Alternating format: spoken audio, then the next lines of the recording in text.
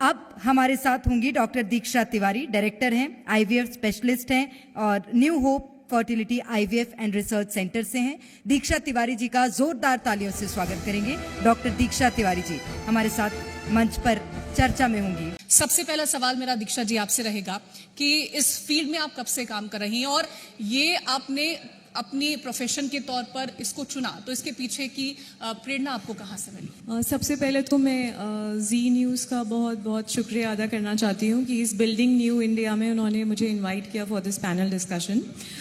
तो शुरुआत की बात करूँ तो मैंने जब as an obstetrics and gynaecologist practice शुरू करी तो हमने देखा कि हम महिलाओं की समस्या जो रूटीन रहती है उससे हम डील कर रहे हैं, उनका इलाज कर रहे हैं, मगर जो एक समस्या है जो कि है निसंतानता यानी कि प्रेगनेंसी ना होना या बच्चा ना होना, वो इस कदर कपल्स को इन्वॉल्व करती है कि वो सिर्फ उनकी नहीं रह जाती है, उसमें दो परिवार इनफैक्ट इन्वॉल्व हो जाते हैं, यानी कि पुरुष की तरफ का परिवार, महिला की तरफ का परिवार, और वो सोशल आउटकास्ट ही हो जाते हैं और इस तरीके से मेंटल कभी कभी डिप्रेशन में चले जाते हैं।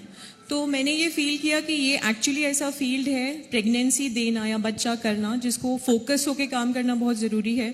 तो हम इस फील्ड में जो काम कर रहे हैं वो अभी 1 दशक से ऊपर हो गया है, और जब किसी को प्रेगनेंसी होती है या संतान प्राप्ति होती है तो जो टीयर्स ऑफ जॉय, जो खुशी के आंसू हैं, वो मैं आपको बता नहीं सकती हूँ कि वो मतलब मैं शब्दों में एक्सप्लेन नहीं कर सकती हूँ कि ये काम किस तरीके का है और कितनी खुशी देता है।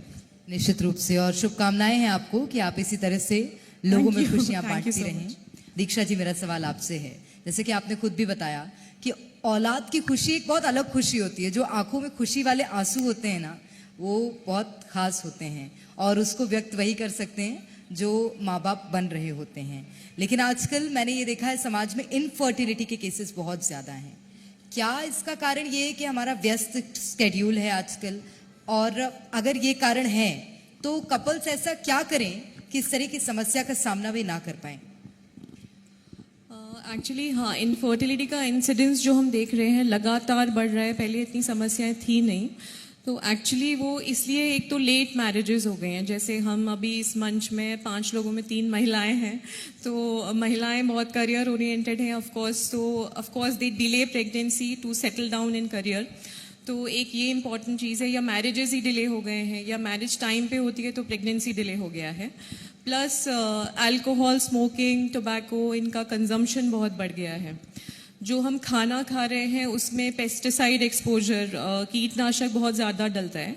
प्लस बाकी जो रीज़न है मेडिकल, अगर किसी को कोई इन्फेक्शन हो गया जैसे टीबी है, क्लेमाइडिया है, या फिर बर्थ से कोई डिफेक्ट्स हैं, वो तो है ही हैं, बट ये सारे रीजंस में plus diet and exercise, obesity इतना बढ़ रहा है which can be associated with this thing. तो अगर प्रिवेंशन की बात करें तो एक तो है कि टाइम पे अगर कोशिश करें प्रेगनेंसी प्लान कर पाएँ, तो नहीं कर पा रहे हैं, अभी आपको करियर पे सेटल होना है, तो एक ऑप्शन जो है विद द एडवांस टेक्नोलॉजी अभी करंटली आप अपने गैमीट्स फ्रीज करवा सकते हैं। यानी कि अगर आप प्लान कर रहे हैं कि सपोज हम after 10 years we will plan a pregnancy, तो आज की डेट में अपना एग स्पर्म दोनों फ्रीज होने की टेक्नोलॉजी अवेलेबल है। तो अगर आपकी उम्र अभी 25-26 है, प्रेगनेंसी आप 37 में प्लान कर रहे हैं, तो you can freeze your gametes right now and you can plan a pregnancy later on. तो वो दोनों चीज़ें हो सकती हैं। Plus of course diet and exercise, healthy lifestyle is important. Alcohol, smoking, tobacco consumption of course अगर ये छोड़ दें तो वो तो अच्छा ही है प्रेगनेंसी के लिए। और ये ज़रूरी है, मेरे ख्याल से जो भी अभी जी मध्य प्रदेश, छत्तीसगढ़ हमारे दर्शक देख रहे हों, उन्हें भी दीक्षा तिवारी जी की ये बात समझना बहुत ज़रूरी है। दीक्षा तिवारी जी हमारे साथ हैं, और दीक्षा तिवारी जी, आप एक बहुत महत्वपूर्ण विषय लेकर आज हमारे बीच में हैं। मुझे लगता है समाज में आज बहुत कॉमन हो गया है इनफर्टिलिटी होना या कंसीव ना कर पाना। कई बार ऐसा होता है कि प्रेगनेंसी होती है लेकिन कंसीव नहीं कर पाती हैं माताएं। ये केसेस क्या होते हैं और इसका कोई समाधान है क्या? हाँ जी हाँ, प्रेगनेंसी होना और उसके बाद कंटिन्यू नहीं हो पाना, बेसिकली ये है कि ये इनफर्टिलिटी नहीं है। प्रेगनेंसी हो गया है मगर वो कंटिन्यू नहीं हो पा रहा, चाहे शुरू के 3 महीने में अबॉर्शन हो गया, नेक्स्ट 3 months में या लास्ट के 3 months में कुछ भी मिस हैपनिंग हो गया, तो इसको हम कहते हैं प्रेगनेंसी लॉसेस। अगर एक प्रेगनेंसी लॉस हुआ है तो इतनी चिंता की कोई बात नहीं है, आराम से 80-90% चांस है कि नेक्स्ट प्रेगनेंसी बिना किसी ट्रीटमेंट के कंसीव हो जाएगी। लेकिन अगर ये लगातार होता है, ये 2-3 या उससे ज़्यादा बार हो गया है, then you have to be very careful, you have to consult your doctor, because उसमें रीज़न या तो कहीं ना कहीं भ्रूण में होगा या फिर जो बच्चेदानी है उसमें होगा, या फिर कुछ फैक्टर्स होते हैं जैसे ऑटो इम्यूनिटी है, कभी जो शरीर है महिला का शरीर वो उसको as a foreign body consider करके रिजेक्शन में डाल देता है, या फिर कभी महिला का खून मोटा हो जाता है जिसको हम सिंपल भाषा में बोलते हैं, तो उसमें एप्ला सिंड्रोम जिसको कहते हैं, तो वो बच्चे की तरफ पहुंच ही नहीं पाता, या फिर बच्चेदानी की समस्याएं हैं जैसे पॉलिप है या सेप्टम है, झीरी है, कुछ जन्मजात समस्याएं, एनाटॉमिकल डिफेक्ट्स हैं, या जो सर्विक्स है यानी कि बच्चेदानी का मुंह है अगर वो कमज़ोर है तो वो बच्चा होल्ड नहीं कर पाता और 4-5 महीने में गिव वे करके प्रेगनेंसी डिलीवर हो जाती है जल्दी।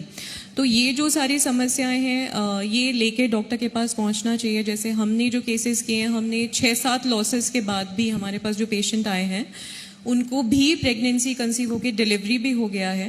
तो rather than delaying that much कि 6-7 तक आप वेट करो, आप उसके पहले ही अगर ऐसा रिपीटेड हो रहा है तो कंसल्टेशन लेके whatever problem you are facing in your case उसको करके आप प्रेगनेंसी के लिए जा सकते हैं। बिल्कुल, तो अगर किसी तरह से महिलाओं को दिक्कत आ रही है कंसीव करने में तो आप कंसल्ट कर सकती हैं डॉक्टर दीक्षा को। दीक्षा जी, मेरा सवाल आपसे रहेगा, क्योंकि महिलाओं की जब हम इनफर्टिलिटी की बात करते हैं तो चाहे वो शहरी क्षेत्र में रह रही हो या ग्रामीण में रह रही हो, आज के दौर में ये बहुत ज़्यादा कॉमन हो गया। लेकिन कैसे पता चले उन महिलाओं को कि हमें इसका टेस्ट करवा लेना चाहिए? क्या वो सही वक्त रहता है कि आपको ये पता लगाने की ज़रूरत है कि आप इससे कहीं जूझने तो नहीं वाली हैं आगे आने वाले वक्त में? तो कैसे पता चलेगा? जी, बहुत ही इम्पोर्टेंट सवाल है ये कि कई बार लोगों को पता ही नहीं रहता कि ट्रीटमेंट कब लेना है। तो इसमें मैं एक ये जोड़ना चाहूँगी कि महिला सिर्फ रिस्पॉन्सिबल नहीं है, पुरुष को भी ये समझना चाहिए कि जब भी प्रेगनेंसी प्लान कर रहे हैं तो इट्स अ कपल्स प्रॉब्लम, वो कपल का प्रॉब्लम है और दोनों को ये समझना चाहिए कि अगर प्रेगनेंसी नहीं हो रही है तो दोनों को इलाज लेना की ज़रूरत पड़ सकती है। तो वो कब लेना है ये इम्पॉर्टेंट है। अगर एज 35 से कम है और आप प्रेगनेंसी के लिए बच्चे के लिए ट्राई कर रहे हैं और 1 साल से ऊपर का टाइम हो गया है लगातार ट्राई करते हुए और प्रेगनेंसी नहीं हो रहा है, और यदि 35 से ऊपर की उम्र है और 6 महीने से ऊपर का टाइम हो गया है बट बच्चा नहीं हो रहा है, कंसीव नहीं हो रहा है, तो इम्पॉर्टेंट ये है कि कंसल्टेशन लें फर्टिलिटी स्पेशलिस्ट से और बेसिक टेस्ट करवाएं शुरू में, जिसमें कि एक सोनोग्राफी होती है जो कि ये बताता है कि महिला में अंडों की संख्या कितनी है, यूट्रस जहाँ पे इम्प्लांटेशन होगा उसका लाइनिंग परत कैसा है।